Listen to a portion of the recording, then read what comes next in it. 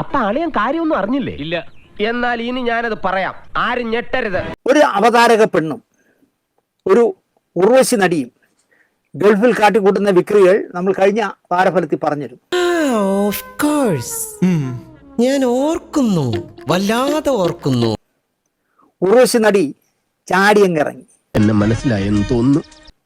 തേങ്ങ മോഷ്ടിച്ചവന്റെ തലയിൽ ചകിരി കാണുമെന്നൊരു ചായക്കടയിൽ ഇരുന്ന ഒരാൾ പറഞ്ഞപ്പോ ഈ മോഷ്ടിച്ചവൻ പതുക്കെ എന്റെ തലയിലുണ്ടോ എന്ന് തപ്പിയതുപോലെ നീ എന്താണ് ഉദ്ദേശിക്കുന്നത് വത്സ?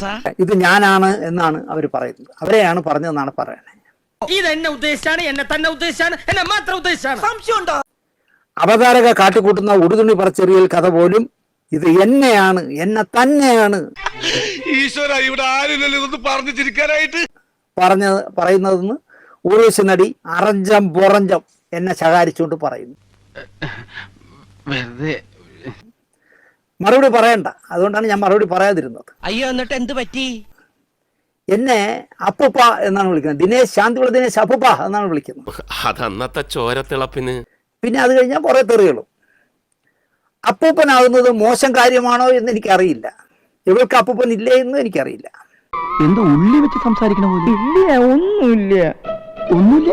എന്റെ അമ്മയാണ്, ഒന്നുമില്ല. ഞാന് അഭിമാനത്തോടെ പറയുന്നു, 2.5 വയസ്സുള്ള ഒരു ആൺകുട്ടിയുടെ അപ്പൂപ്പനെന്നോ അച്ചാച്ചനെന്നോ പറയാവുന്ന ആളാണ്. അതുകൊണ്ട് ഇപ്പൊ എന്താ? ഇതൊന്നും ഒരു രഹസ്യമല്ലല്ലോ. അതിൽ സന്തോഷിക്കുന്ന ആളാണ് ഞാൻ. അത്രക്കുള്ള ബുദ്ധിയൊന്നും അതിനില്ലല്ലോ. ഭാഗ്യത്തിന് ഈ പെണ്ണുമ്പിള്ള എന്നെ അച്ഛനെന്നോ മാമാന്നോ വിളിക്കാത്ത ഭാഗ്യമായി. ഇതിന്റെ തന്ത ഞാനായിരുന്നെങ്കിൽ, എന്നെ അച്ഛാന്ന് വിളിച്ചിരുന്നെങ്കിൽ, ഇതിന്റെ തന്ത ഞാനായിരുന്നെങ്കിൽ ഇതിനെ തല്ലിക്കൊന്ന് ഞാൻ എന്നേ ജയിലിൽ കയറിയെന്നെ. എന്നോടാണ് തെളിവുകൾ ചോദിക്കുന്നത്. ഏതെല്ലാം ജോലികൾ ചെയ്യും, ബ്രോക്കറുടെ ഡീറ്റെയിൽ എല്ലാം എത്തിക്കാമെന്ന് വഞ്ചിക്കപ്പെട്ട ഈ ഗൾഫ് വാസികൾ തന്നെ എന്നോട് ഉറപ്പ് പറഞ്ഞിട്ടുണ്ട്. അതുകൊണ്ടാണ് ഞാൻ ആ സ്റ്റോറി കഴിഞ്ഞ ഞായറാഴ്ച പറഞ്ഞത്. വിശദമായി അത് കിട്ടിയാൽ ഞാൻ പറയാം. എൻ്റെ തെളിവ് കിട്ടിയാലേ എനിക്ക് പറയാൻ പറ്റൂ. എല്ലാം പറയാം, എനിക്ക് ഫോണിൽ കൂടെ എല്ലാം പറഞ്ഞു തന്നു. പക്ഷെ അതുപോലെ എനിക്ക് അതിൻ്റെ തെളിവുകൾ വേണമെന്ന് ഞാൻ പറഞ്ഞിട്ടുണ്ട്. കാൾ ഡസൻ കല്യാണം കഴിഞ്ഞ ഒരു വധവല് പെണ്ണ് കൈയും വീശി വിമാനത്തിൽ കയറി പോകുന്നു. എന്തോ കുത്തി പറയുന്ന പോലെ എനിക്ക് ഫീൽ ചെയ്യുന്നുണ്ട് കേട്ടോ. കുത്തിയില്ലല്ലോ, കുത്താൻ പോണല്ലേ ഉള്ളൂ. 1 ടൺ സമ്മാനങ്ങളുമായി തിരിച്ചു വന്ന് ഇറങ്ങുന്നുവെങ്കിൽ ഇവൾ ആര്, ഐശ്വര്യ റോയ് ആണോ എന്ന്, അല്ലെങ്കിൽ മഞ്ജു വാര്യരാണോ എന്ന് ചിന്തിക്കുക സ്വാഭാവികമാണ്.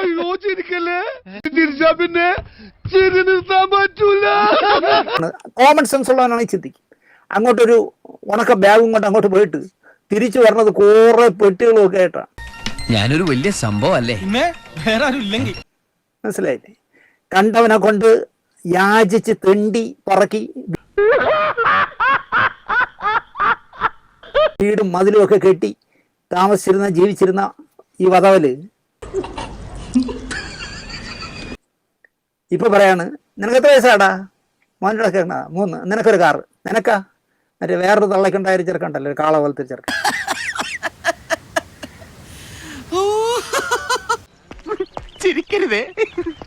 എനിക്ക് 18. നിനക്കൊരു കാറ്. തന്ത അപ്പം ചൊറിഞ്ഞു അടയ്ക്കുന്നത്. അടുത്ത തവണ വാങ്ങിച്ചു തരാം, അടുത്ത തവണ ഞാൻ പോയിട്ട് വരട്ടെ കേട്ടോ. ഇത് ചുമ്മാ ഇങ്ങനെയുണ്ടോ കള്ളന്മാര് ലോകത്ത്? വെറുതെ ഇങ്ങനെ ഓരോ റൂമിലും കയറി വന്ന് നട്ടാ കുരുക്കഥ നുണകൾ പറയല ഇവന്റെയൊക്കെ ഹോബി. എവിടുന്ന് കിട്ടണ കാശി? എവിടുന്ന് കിട്ടണേ? ബ്രൂണോ രാജകുമാരന്റെ ചെറുപോളതും അല്ലല്ലോ. എനിക്ക് ആ ഡീറ്റെയിലുകളൊക്കെ കിട്ടിക്കോട്ട്. അപ്പോ ഇപ്പൊ ഞാൻ പറഞ്ഞതിന്റെ ബാക്കി കഥകൾ ഡീറ്റെയിൽ ആയിട്ട് ഞാൻ പറയാം. പക്ഷെ നമ്മുടെ ചാനലിൽ എങ്ങനെ പറയുമെന്നാണ് ഞാൻ ആലോചിക്കുന്നത്. ഇല്ലെങ്കിൽ എനിക്ക് വേറെ ചാനലുകളുണ്ടല്ലോ, ഞാൻ ഇന്റർവ്യൂ എടുക്കാൻ വരുമ്പോൾ അവർക്കെങ്കിലും ഈ തെളിവുകൾ കൊടുക്കാം. ഇനി നമ്മൾ എന്ത് ചെയ്യുമല്ലയ്യ? നീ ഒന്നും ചെയ്യണ്ട. വരട്ടെ. അഹങ്കരിക്കുന്നത് ആപത്താണ് എന്നാണ് എൻ്റെ അമ്മ എന്നെ പഠിപ്പിച്ചത്.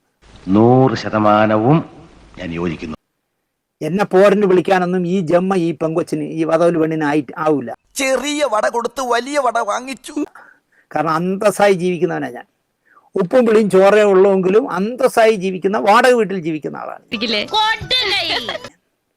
കണ്ണടച്ച് തുറക്കുന്നതിന് മുമ്പേ ഗൾഫിൽ സ്ഥിരമായി പോയി എന്താ ബാർ ഡാൻസ്, തേങ്ങ ഡാൻസ് എന്നൊക്കെ പറഞ്ഞ്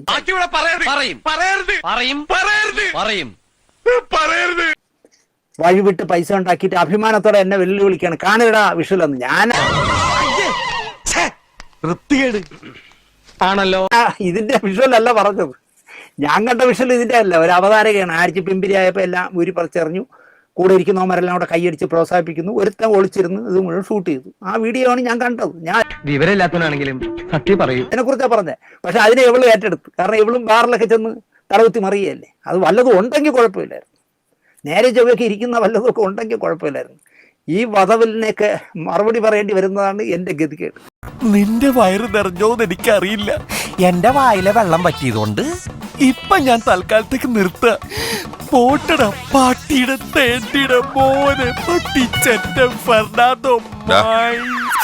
ഞാൻ വരട്ടെ. എങ്ങോട്ട്? അല്ല, ഞാൻ പോട്ടെ. സബ്സ്ക്രൈബ് ചെയ്തിട്ടുണ്ട് പൊന്നു മോനെ.